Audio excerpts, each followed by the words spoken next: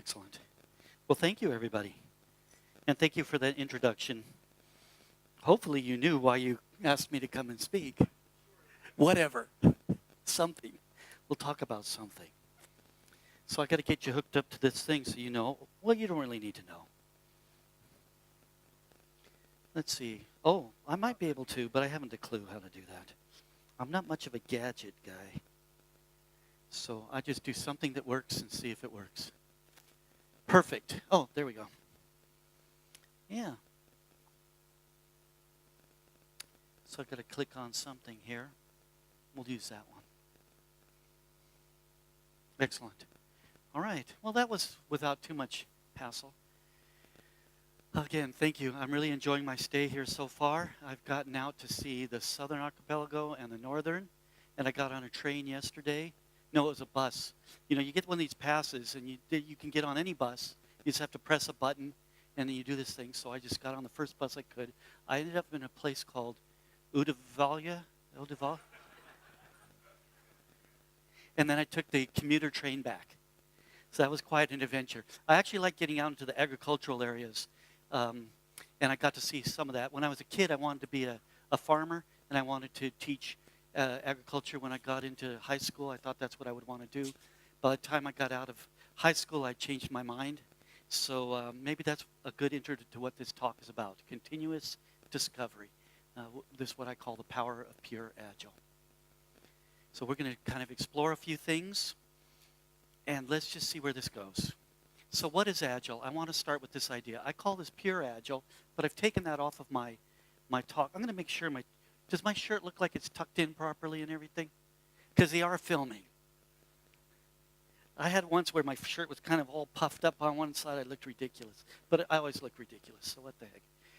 So I want to describe what I think of as being Agile. That way we are on an even playing ground. So we all understand the same thing. That we're talking about a certain kind of thing. So to me, first of all, the Agile Manifesto and the values and principles are a sort of philosophy of software development. That's how I use this idea. So we've all seen this. Hopefully you've all seen that, right? You know what I'm talking about with this? Anybody not familiar with this? Because if you aren't, you are at the wrong conference. Maybe not. So the thing is, with a philosophy, whatever your philosophy is, you have to have a way to take actions so you can actually use that philosophy. What is a philosophy anyways?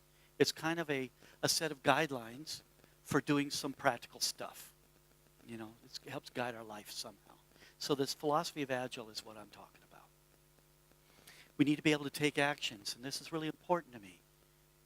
The actions that we can take are sort of based on this ever-evolving set of ever-evolving practices. We don't just say, here's what you need to do, and then that's what we do for the rest of eternity. What was working for us last year may not work for us now. What was working at this company may not work at that company. What works in this part of the world may not work in that part of the world. And it's really based on time as well. As we learn stuff, our ideas change. So we can't just stay stuck on one set of practices. The set itself is ever-evolving, and those practices within are ever-evolving.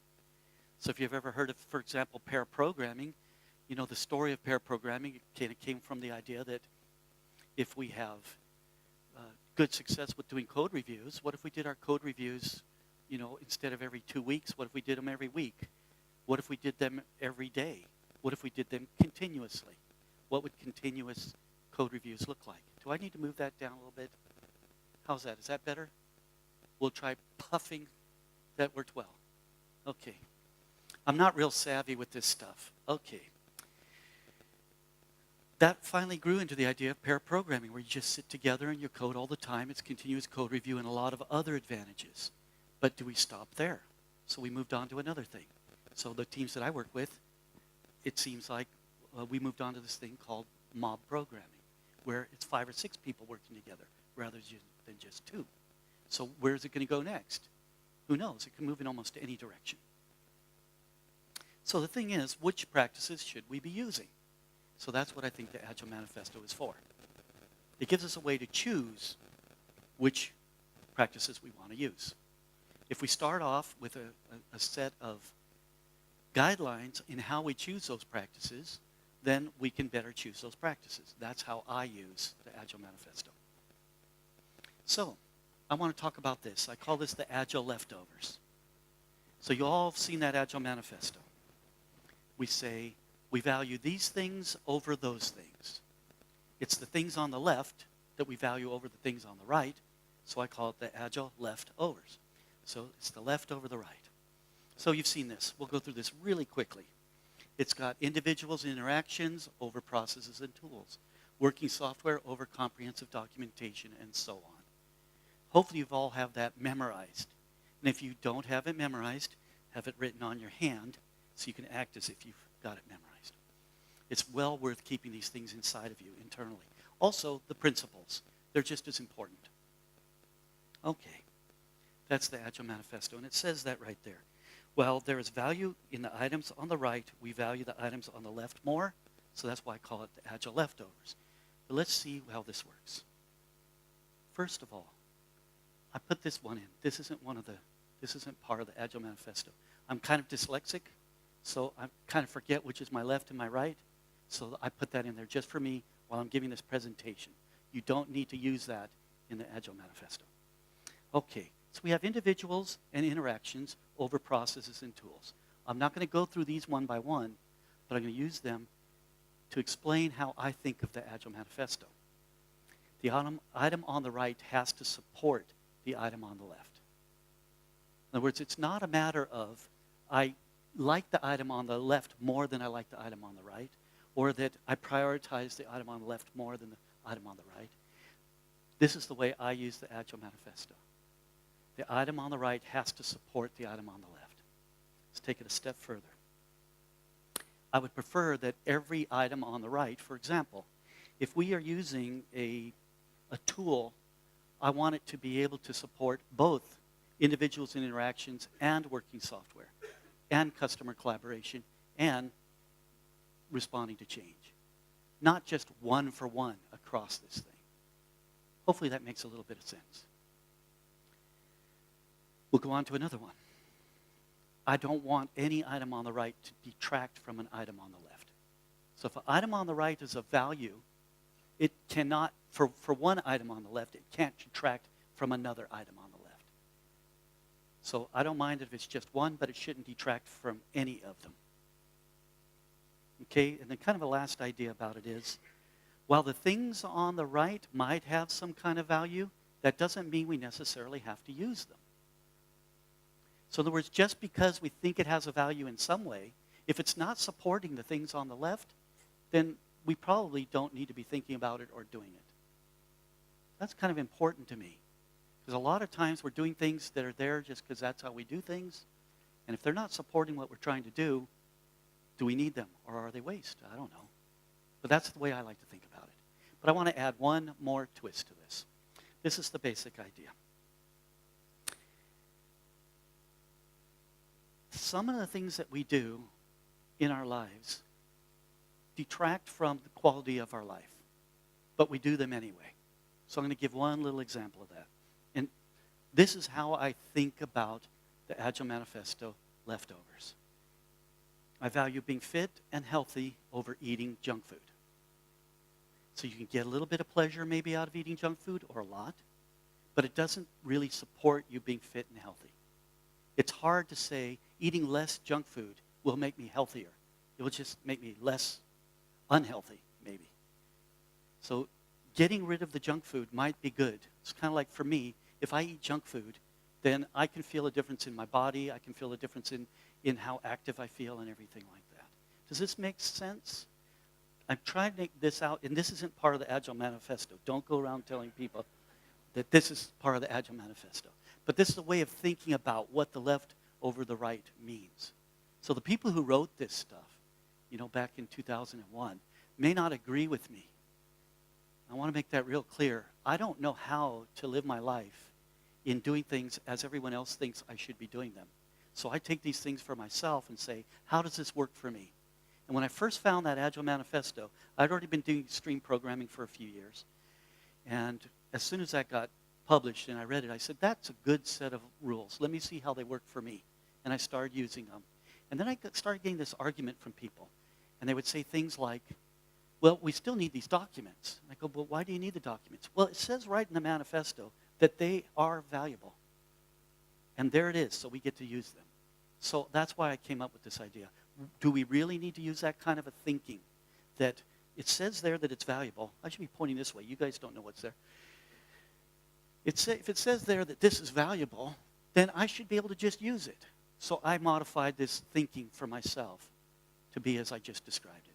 So that's the basis for where we're going to start here. So then I have one little question. Oh, by the way, I'll share this right now. Most of the art in my talks are done by my wife, Andrea.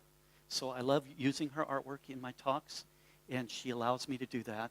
She doesn't make the artwork for me. She makes them for her portfolio, and then I choose the pieces that seem to fit what I would like, and I ask her, can I use it? And she often says yes.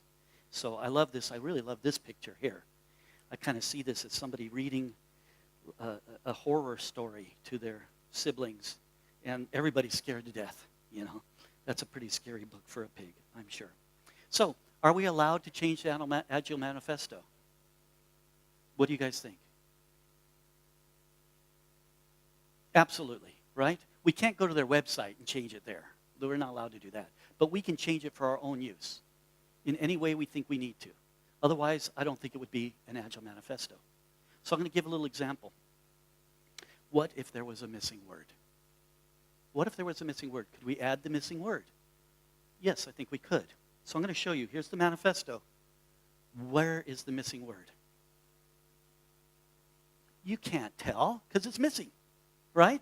Where's the missing word? You know, that's a trick. But there is a missing word there, and I'm going to give you a hint. It's feedback. So the reason I think that's a missing word is it seems in every conversation I have about Agile, I'm going to bring up the word feedback.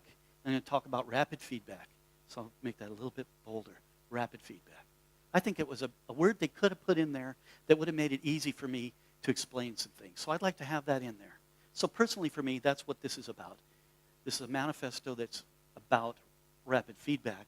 And if we have rapid feedback, we can get a lot of the good out of Agile. But you'll notice that I put a little smiley face on there so nobody takes it seriously. I'm not trying to change the world. I'm not going to infringe on somebody's copyright. It was just a joke, right? There we go. That makes it easy. Okay, so now we're on to the continuous discovery stuff. This is a problem. Now, this talk isn't long enough for me to talk about goals very much. I'm going to talk about goals a little bit. Am I blocking it so you guys can't see this? I should probably be way over here or something. Is that better? Now I'm rooting it for the camera. So I'm not sure how to do this. I guess I'll just say one thing about goals. I think most of the time our goals are skewed in business. And the focus becomes on the wrong thing. So I'll just kind of put it in one thing. It's got to be about humanity or humans. And we've got to be careful about that because we're often just talking about profits and being in business and being successful in business. And that's all good stuff, I'm sure, but that can't be our main goal. So there's a lot more we can talk about there. But when we set goals, have you ever seen what do they call that? A causal loop diagram? Have you ever seen one of these?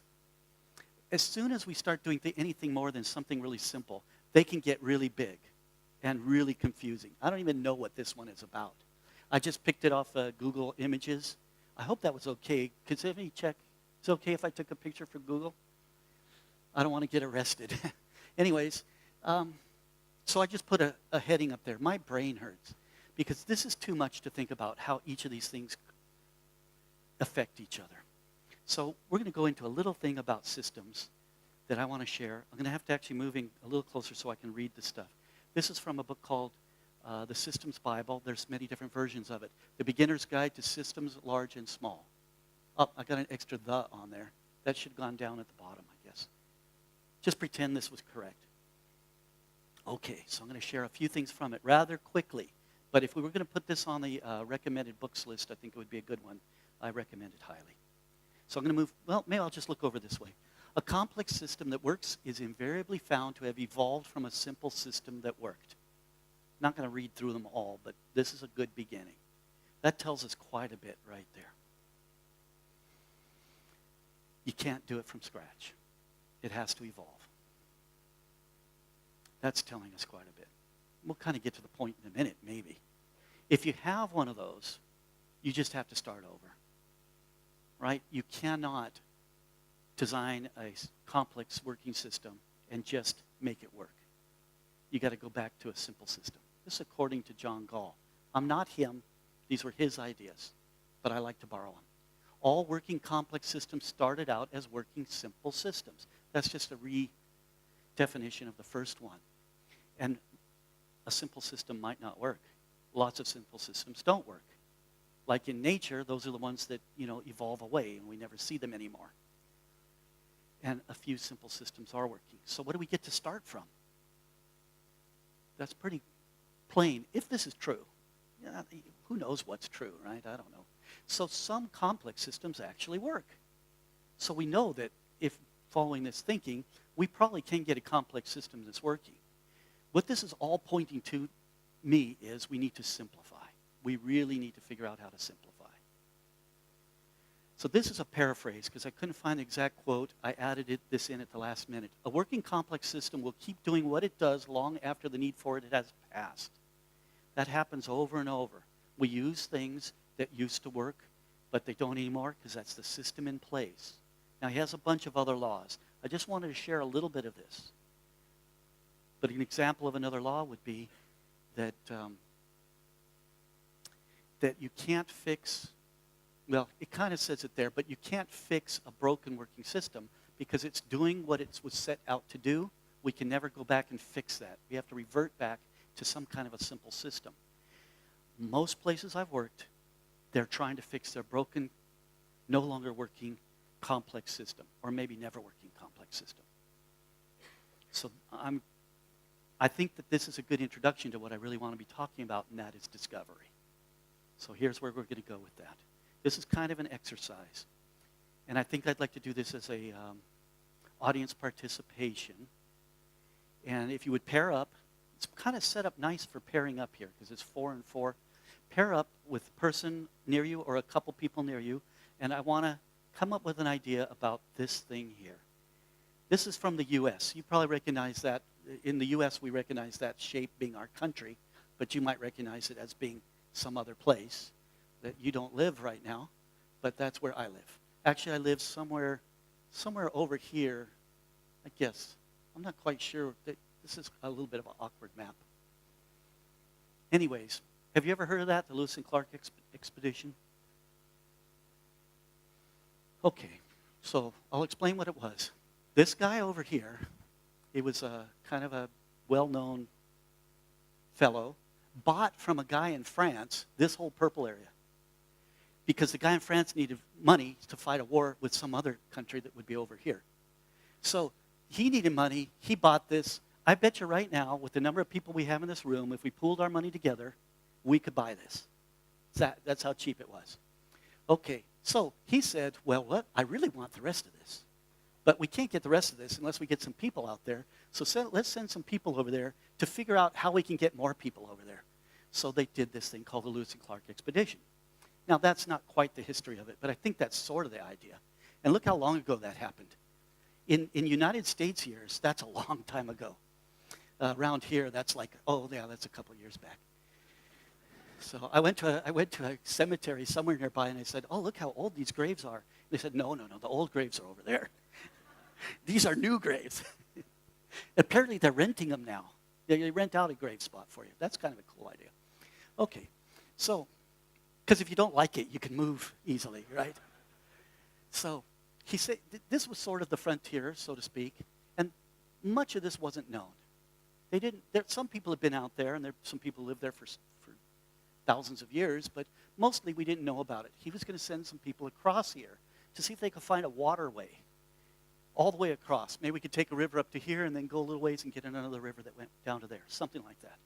So here's the exercise. Oh, by the way, we called this the Core of Discovery Expedition. That's what they were doing. That's why I use this. It was the core of discovery. So what should be taken on such an expedition? Have any of you ever heard me give this before? Have you ever experienced this talk? So good. Because sometimes people know where I'm headed. It's not a trick, but I like to have it where we start with a fresh idea. So if you pair up or 3 up, whatever, let's spend 2 minutes deciding what would we take on such an expedition. So let's go ahead and do that. Can you hear that? All right. So that's our timer. Just went off 2 minutes. Was that enough time to plan this trip? Okay, I don't know how long it actually took these guys to plan the trip, but I used Google. You guys have Google here? I used Google to find part of their list. They actually have several pages. You can find this on the internet, of course. And so there's part of it there. So I can't quite read some of this. They bought 24 pipe tomahawks, arms, and accoutrements. 24 large knives, extra parts of locks and tools for repairing their guns or whatever, 15 gun slings, 500 best flints, and so on. Why they did it out long, they could have just put it in Excel, which would have been better. So what did we get? So let's just share that out loud, and I'll gather those things up here. What are the things we need to take? Food. Guns. Tools. Skills. Toolk. Toolsh. Okay. Skills. Clothing. A horse.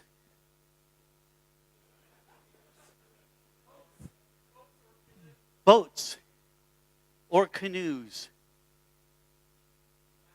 A map. Something to draw a map with, both. Something to draw a map with.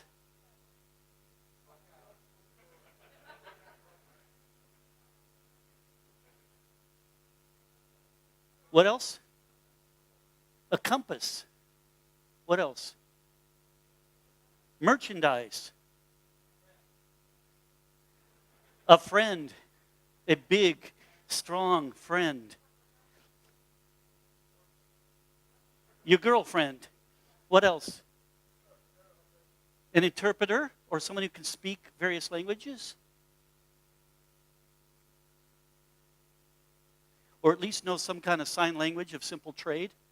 Like we'll trade, I give to you, you give to me. What else? A GPS. That was probably the map. What's that? Liquor. Not sure they brought much, but if we went through, we'd probably find they brought a little. Medicine. Oh, we should look at the list of the medicines they brought. What else? Like musical instrument or a torture instrument. Musical instrument, okay.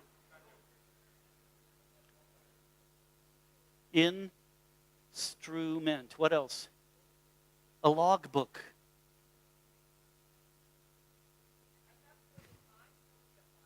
A Bible? A Bible would be good. Yes. People with all the competence. There's our cross-functional team. Maximum 7 to 9 people. What is it? People with competencies. The Agile Manifesto. I think they were living the Agile Manifesto. So I'm going to just put one more on, our wit. So they brought this long list of stuff. And if we found, oops, we lost it. Why would we have lost that? Because this thing went to sleep? That's okay, I'm tired too. So here they've got clothing listed and so on and so on. There are about 15 people, I think, I'd have to look it up, who went. Only one person died on the trip. Does anybody know the history of that? They died of appendicitis. So I don't think they could have come too prepared for that back in those days. I don't even know if they could help you if you were, in a civilized part of the world. But that's amazing that would have been it. So let's get back to the slides. That's what I wanted to really get to, though. I think we came up with the right answer. People with competencies, skills, wit. All of these other things are good to have. But I'm going to talk about another expedition. Has anybody ever heard of this one? Alvar Nunez Cabeza de Vaca, one of four survivors of the 1527 Narvaez expedition. Narvaez had come into Mexico and felt that he had the rights to what I think it was Cortez had taken, all the gold and all the riches he was getting, and he wanted that, and he thought it was his right to have it, but he was denied that. So he got permission to go and get that same thing from Florida, where they have no gold. But at that time, he thought they would, because everybody told him there was gold up there. Nobody knew what any of this looked like except for the natives that lived there. Nobody had mapped any of that. They had seen some of that from ships, but they didn't really know what was there. But they had the idea that if you're over here, you could somehow get to over here. Their ships landed. They started on their expedition. Somewhere along the way, they figured out that they couldn't get back to their ships. And it was just this was April. In September of 1528, so they started in 1527, finally got into here. They came back to the shore. They had horses. They had guns. They had clothing. They had merchandise. All of these things that we talked about, tools, all of these things. They had armor. Going through has anybody here ever been to Florida? Florida's like one big soggy place, especially where they landed near Tampa. And they went through tons of swamps through there. What good were the horses? Not a lot. They're really good when you're charging on dry land against people who never saw a horse before. Not so good when you're in the mush. What happened was they got back to the land, or to the ocean here, and how are they going to get back? Nobody to pick them up. What's their choice? Let's figure out a way to get over here. And how do we do it? You can see from this that they started out along the ocean. How did they do that? They built boats. And what did they build boats out of?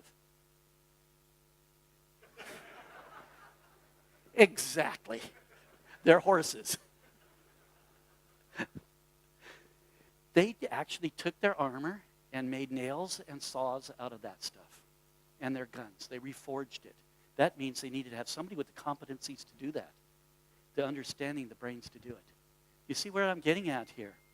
They couldn't take anything with them. The reason we know this all occurred is because 4 of them did survive, and one of them tried to get some of the rights of the things that he got along the way, and he wrote it all down and went through court cases and all kinds of stuff. Look at their wandering trail. They finally ended up on the shore here in Texas. And then they kind of got captured. They were now slaves to different tribes because they weren't together by that time. Everyone else had died. 4 of them left. They heard about each other, that they existed, and they slowly were able to get themselves traded or moved from tribe to tribe till they were together again, and they started heading out. Somewhere along here, according to the book Brutal Journey, they discovered that they were very religious people, and they would pray. They would pray for each other. They'd pray for if they were ill, they'd pray for their illnesses and their sickness. And the Indians noticed this and thought they were shaman. And so in the book, it says it was very lucky for them. The Indians were very easy to heal because they were healing people. And they started getting a following. And somewhere along the way, over 1,000 people were following them as they were trying to make their way back. I think about here, they realized, hey, this isn't such a bad thing. Let's extend our trip for a while. And they ended up way over here and finally coming back down to Mexico. That's an amazing story. They were naked much of the time. This took 8 years. 8 years. By this time, they didn't have anything. Their boats were capsized. Everything was lost. So that's what Agile's about. Just get a boat and, yeah. So I'm going to talk to you about my own discovery process. I'm not really paying attention to time, so you're going to just have to yell at me when I'm done. We still have some time? Okay, this is something that occurred to me about a little more than 15 years ago. I was on a job, a contract I had gone on to that was meant to be a 3-month contract. So are there any software developers here that write code and stuff for a living? Well, let's see, show of hands. About a third of us. How long is a 3-month contract? At least 6 months. That's correct. So, and that's what this one was for me, 6 months. But they had basically said, we're going to be done with this project in 3 months. We've got enough people. We'd estimated everything we needed. To me, it was a relatively large project with 200 developers. You get much more than that. It's almost out of control. And this was pre-Agile. So they were using iterative incremental development, which basically means you're going to do something like mini waterfalls, tiny waterfalls over and over until you get your product together. We were going to do these 6-week iterations where we would take 2 weeks of design, 2 weeks of code, 2 weeks of integrate and test, and then we were going to have what they were calling a lessons learned. We would think of that now as a retrospective. So retrospectives are really important to me, actually. And already by this time, I had a good understanding of, proto-Agile, what was going to become Agile. And all of this was interesting to me, so I joined on. And we were just going to do that again and again in these 6-week iterations. So most everybody was young. I was the oldest person there out of 200. Some of them were half my age, so you can tell I wasn't all that young at that time. And we just took into doing that first iteration. And then we had our lessons learned. And what did we learn? So 2 very important things came out of that as far as I was concerned. One was our estimates were off. We felt that the estimates weren't that helpful to us. They really didn't have a lot of meaning. So what do we need to do? We decided we need to get better at estimating. Now, already at that time in my career, I kind of knew that that was probably not the real problem, that there was some problem underneath that we needed to learn about. But I went along with it because I didn't want to be the guy that everybody says, oh, he doesn't ever agree with us. That's rare for me. And so the next thing is that the requirements weren't very clear. They weren't clear when we started, or they kept changing. So all of you have seen that probably. I don't think I need to ask for the raise of hands. Almost everybody has seen this. So what do we decide to do? We're going to either get better at understanding at the beginning, or we're going to control the changes as we go. That's a common response to this kind of an issue, right? So we went off to do our next iteration. Well, actually, let me put it this way. We needed to work hard to figure out how are we going to do better estimates. So they brought in some people to help us to learn about estimating. And remember, this was before Agile coaches. There wasn't anything that's Agile in those days. So they brought some people in. They said, we got some experts who know how to do this. They can tell from this. And we needed to get better at understanding and keeping the requirements from changing. So that's what we did. And we went back into our second iteration. And we worked really good for 6 weeks. And we had our second lessons learned. This is our 12th week. It's our second iteration of 6 weeks. And what did we learn? Well, guess what? Our estimates were off. We decided, I didn't even bring these out one at a time because you knew this was coming, right? So at this time, I believe I see a pattern. But I didn't tell them that. Because again, I wasn't the manager. I was one of many developers. I'd already moved up to being a team lead on my way to being sort of a manager on this little project because they were trying to figure out what they were doing. But still, I didn't want to tell them what to do, but I could tell already this is a common pattern I've seen before. So what did we decide we needed to do? We need to get better at doing the estimates, and we need to get better at controlling our requirements and understanding them. So there's a pattern going on here, right? You can see it now because I'm pointing it out. Often just 2 things aren't enough to show us a pattern. I want to grab something here to use to demonstrate. I saw a bucket of pens. So what is the pattern? If I hold up this pen, what's the pattern? We don't know, right? Until I hold up this. Now what's the pattern? Maybe it's black pens, right? But then if I bring up this, what's the pattern? So these are markers of various colors. What if I add that in? So it's a pencil. So now we have writing instruments. The pattern's changing as we go.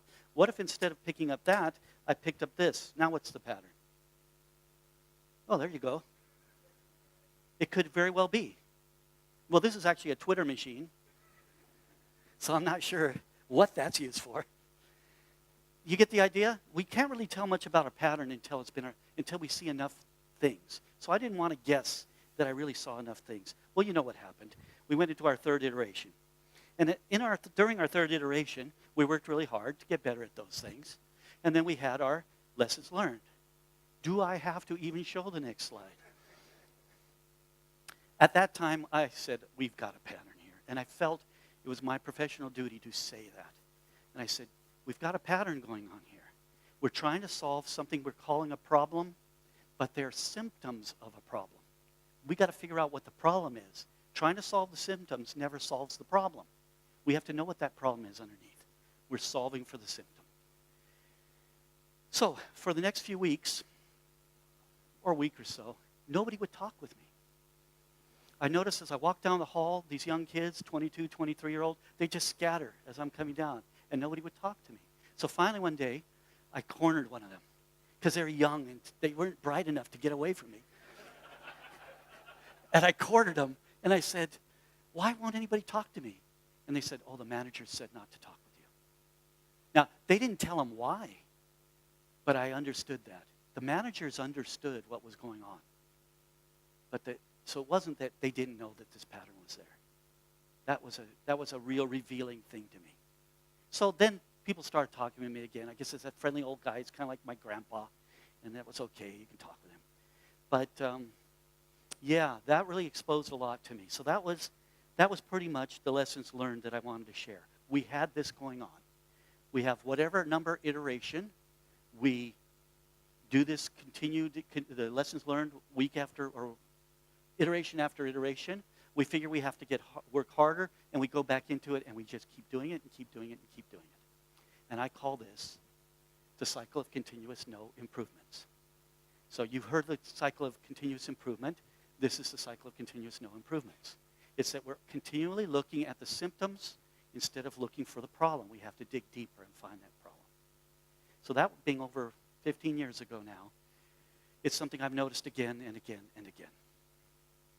So let's go on a little bit. I'm only sharing this book because the next slide I stole. So I want to make it clear. It's okay to steal things, right? So Picasso talked about that. And you can read quotes about that. I'm not an evil person. But I stole this from this fellow here, Dave Farley, at a talk he gave about continuous delivery a month or two ago. But I love this. So the importance of being experimental. Science is the belief in the ignorance of experts. The first principle is that you must not fool yourself, and you are the easiest person to fool. That is just so beautiful. It doesn't matter how intelligent you are. If you guess, and that guess cannot be backed up by experimental evidence, then it's still a guess. So this is Richard Feynman. You all know who that is. You should read some of his books. He's really a fun person. So that's where we're at right now. This is about discovery. It's not about knowing, because as soon as we know something, everyone else knows it too. We don't keep secrets for very long. And if we're going to continue to march forward, we're going to need to keep experimenting with stuff. It's not about change as much as it is about experimenting. So I love to share these quotes from Peter Block. The value of another's experience is to give us hope, not to tell us how or whether to proceed. Now, I'm at a disadvantage right now. Please think about that for a second. I'm going to put this back on presenter view because I forget where I'm going, and this reminds me. So you can't tell any difference, but I can see where I'm headed next. So I'm going to show a work of art here. This work of art demonstrates one way we could think about how projects come to us in the form of requirements. This is called Darwin, and it's by an artist named Cher Morrissey. I found on the internet, but I'm giving her full reference there. I don't know what you call that. And this is how I think we think of projects. We know everything we want to have, and it's neatly compartmentalized. For you developers, notice that these things are kept together because they fit in the same size container. Are they related to each other? Maybe, maybe not. Something that looks like maybe salt, something that looks like some other kind of grain, some kind of seeds or insect parts. They're kept together just because they fit in the same size container. And so on as we go across, it's all neat. We've got it all figured out. We can close the lid, put the little latch on it, deliver it to the developers, and say, that's the project we want you to make. And this is just describing the project, of course. Because whatever we've written in the form of our requirements, when we take them to someone, we don't say, just give us back the requirements list, because that's what we want. It's describing something we can't make ourselves, or needs to have code written for it. So you can think of that this way. So I'm using a work of art to show this. I want to show a work of art of how projects really are. So you know who this is, Jackson Pollock, Jack the Dripper, I think they called him. And I think his art was fantastic. I think I saw his first piece live when I was about 12 years old, and it overwhelmed me. A painting like this would be as tall as this wall and as long as this wall. So they're huge paintings. He was quite good. But this isn't really how our projects are. This is how I think of them. We have fuzzy edges and fuzzy insides. We can see there are some things in here that are similar. There's some colors and there's some patterns that sort of seem related. But that's as close as we can get. That's how I think of projects. You can define it all you want up front, but that cycle of continuous no improvements shows us that we didn't understand it up front as we thought we did, and it shows that things keep changing even as we discover them, as we do the work.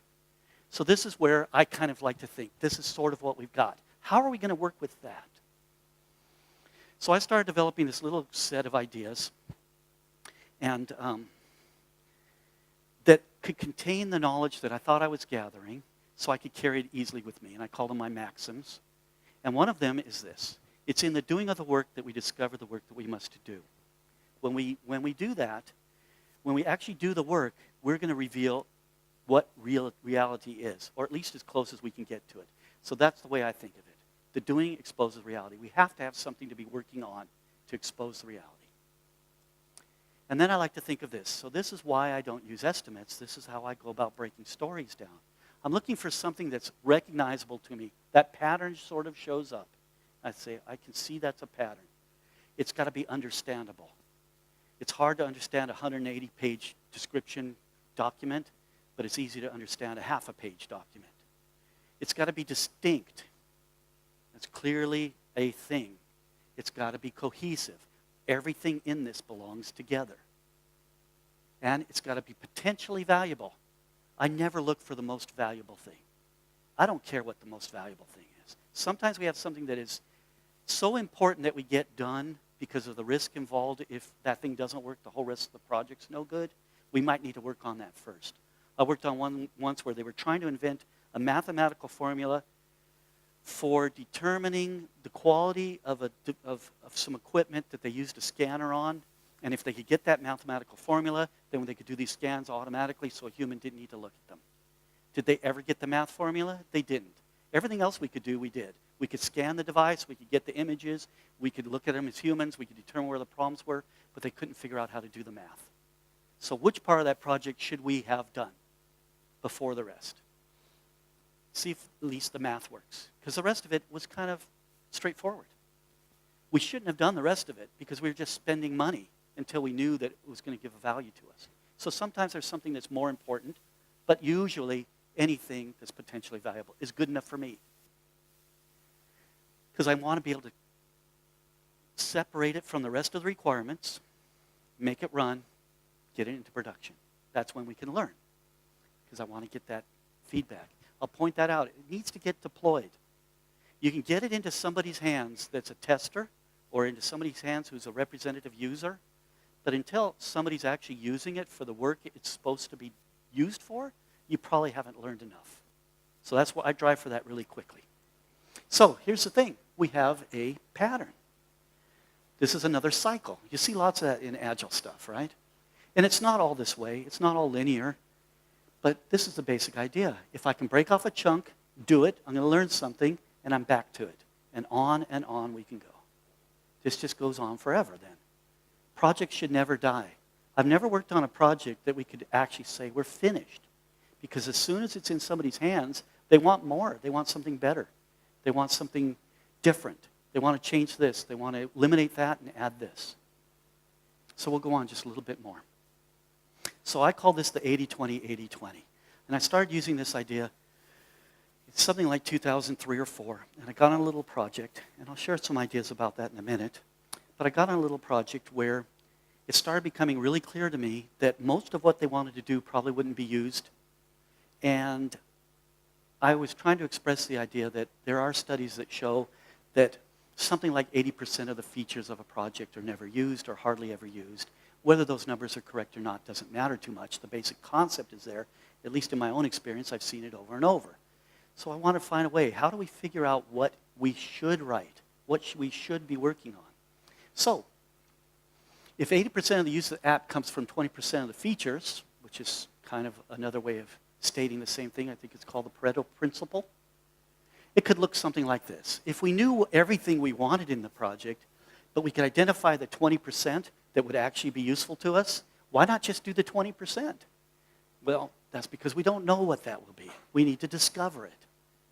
It needs to be discovered. So, what if we could pick out something that we think has a chance of being one of those 20%? Then let's only do a little bit of the implementation of it. So that's why I call it 80-20, 80-20. I like things like that because it makes it easy for me to remember them. And when I say them to people, then they can remember them, and we can talk about it together that way. Whether that's a good, it could be the Pareto Principle, I guess, or something like that. But you get the idea.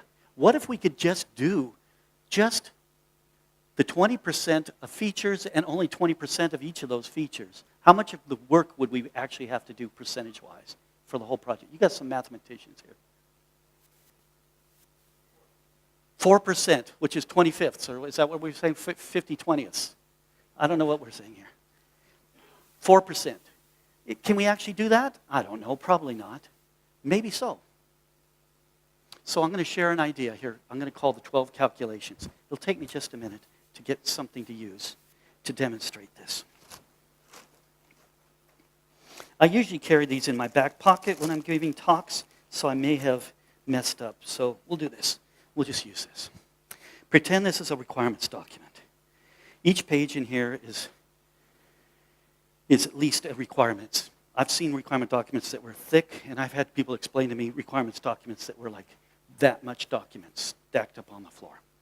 So, on a job that I had, actually it was kind of a long-term job, they came to me from a department and asked for a project that was used in an application that was going to be used in planning the work of a department that was manufacturing stuff. And they're trying to decide for each week, how much work are we going to do this week based on what's already done and what the need of the market is. And each week, at the beginning of the week, they would figure this out. So it would take 12 calculations. This is actually a drawing that my wife did specifically for this slide, and I really love this one. So it had 12 calculations. Like this, is I want to know where, because I can't understand, oops, I clicked this the wrong way. I can't understand this whole thing.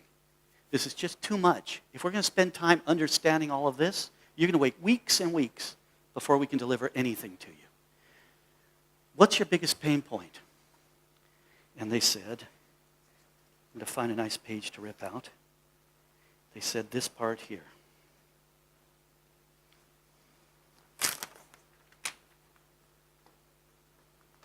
Did I get 2 pages? No, we want to be frugal. It said this part here, that's our biggest pain point. And so that could potentially represent the 20%.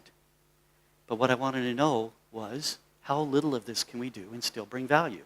So I asked them, if you could get something tomorrow of this, so basically what they needed to do, let's just pretend it's this one here.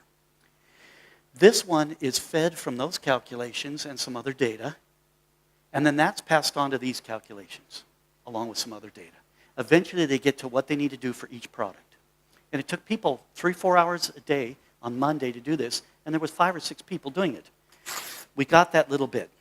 So this is what we want to do. I can understand it. It's just enough. You're going to hand input some data, and when it comes out, you're going to copy it into your spreadsheet or whatever you're currently doing, but we're going to figure out that calculation. And then we start working on it, and we realize there's a part of it that we didn't need to get that delivered, and we got that sliced off. And another part that was too much, and we got that taken off. And we ended up with this. And we made it, and we delivered it within just a couple days. Excellent, thank you. So then we asked them, well, what's the next important thing? Is there something more of that you need right now, or is there something else? Well, no, another pain point is this guy here. We realized that if this guy here is done incorrectly, everything after it goes to waste. We can't really adjust for it. And that's where we make a lot of problems. So we took that one on. I'm going to do it again. Just for demonstration purposes, I like to tear things. We took that. And what did we do? Same thing. How little of it can we do? And what's the smallest part of that can we do? So now we had that much we did, and all the rest of that not getting done. We did one more of those. And then we asked them, what would you like to work on next? I think we got this one and that one. I have to check our documents. I think we got that one. Does that make sense? That's what we did. And then we asked them, what do you want to do next? And they said, that's enough on this. Most of our problems are solved. These other things are mostly easy. So it's just manual calculations turned into automatic calculations that they could input some data and out it would come. They said, we have this other project we want to start working on. To me, that was the big win. That's a huge win. The rest of that project didn't need to get done, and this wasn't even 4% of what they wanted to do. That got delivered. This didn't ever have to get delivered, and all the rest of this never got delivered. That's a big value. That's what Agile does for us.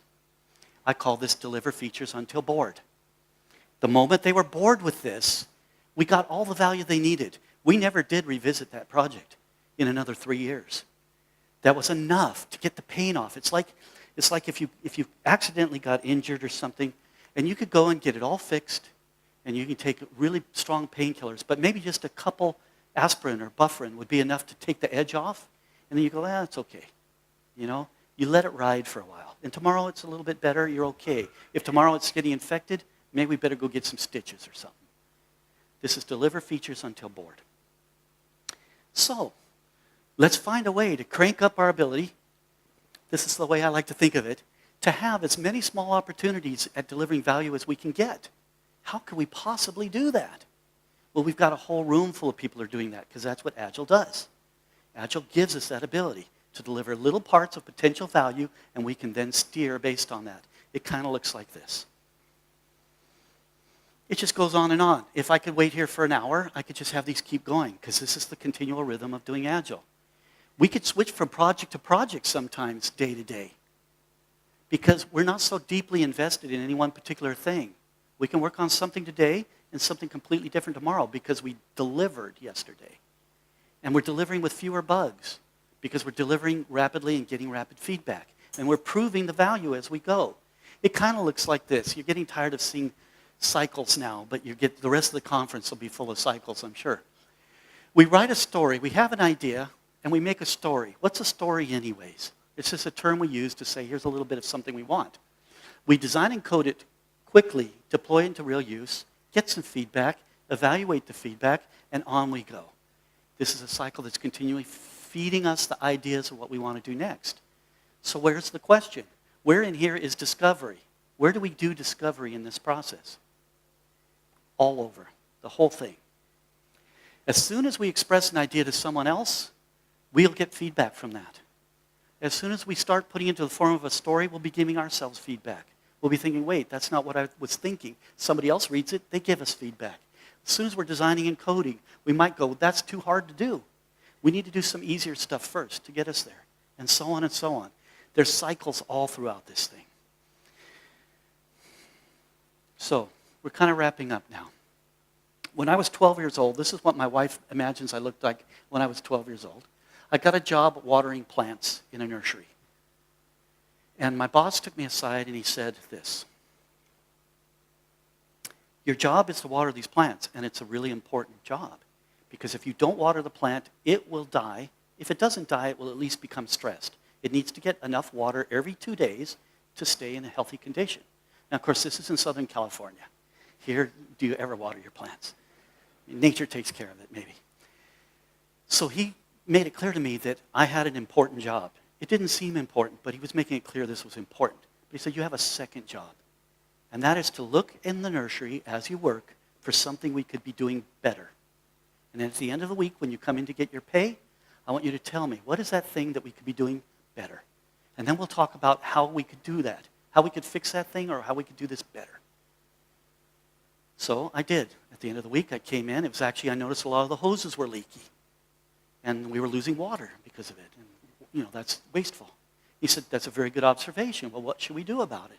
Well, luckily for me, I had taken the initiative. I said, well, Bill, one of my coworkers, knows how to fix hoses. So I had him teach me, and I fixed the hoses so they're not leaking anymore. He says, excellent. And off I went. And I thought that's how jobs were. So here's a 12-year-old kid and a 50-year, 60-year-old guy is expecting me to want things to be better and to look for things to be better. Now, I don't know if I got that from him, but that stuck with me all my life. So now I want to talk a little bit about leadership. People often ask me, what is leadership? I don't have a clue. So I can't answer many questions. I can ask a lot of questions. But I know this, that awesome people do awesome things when they have the opportunity to be awesome. So if we can put that system in place, that we allow that to occur, then we're going to get great things. But a lot of what we do in our workplaces blocks us from that. We're not able to do it. So interestingly, we're going to go back to this thing. So let's discover this way that we have an environment where everybody can excel at their work. Then we'll get the best out of everybody, the best that they can give within the circumstances. It may not be the best that their entire lives could be, but that's what I want. But I want to take it just a little step further because I think that our workplace should allow them to excel at their life as well. It's a holistic thing. Our lives aren't just our work, but our work is a substantial part of our life. So it should somehow allow us to have a better life because we have this environment at work that allows us to have that better work. Those go together. So I like to share this. I share this in every talk that I give. I learned this about 40 years ago almost from an artist I was trying to learn some stuff from. The object isn't to make art, it's to be in that wonderful state which makes art inevitable. So I had gone to this person to learn how to do some specific things because I noticed in his work some really great things, and I want to learn to do them. He said, I can show you those things, but that's not going to be useful to you because you have to understand this. So if we can somehow internalize this, learning those skills is important, but understanding how they fit into our environment, how we set up the environment is what's important. And then we will discover the better way to work, and we'll discover the things that we need. I'd like to tell a quick story. How much time do we have left? 1 minute? Okay, I can't talk that fast. So later on, I'll share the story with you.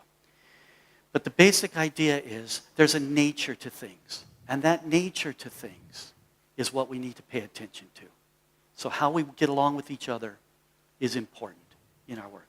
How we set up an environment for everyone to excel is important in our work. And this is about software where discovery is needed. So we need an environment where discovery happens easily and it's not blocked and it's not frowned upon. We need to learn how to bring that into our industry. So thank you very much. I had a great time.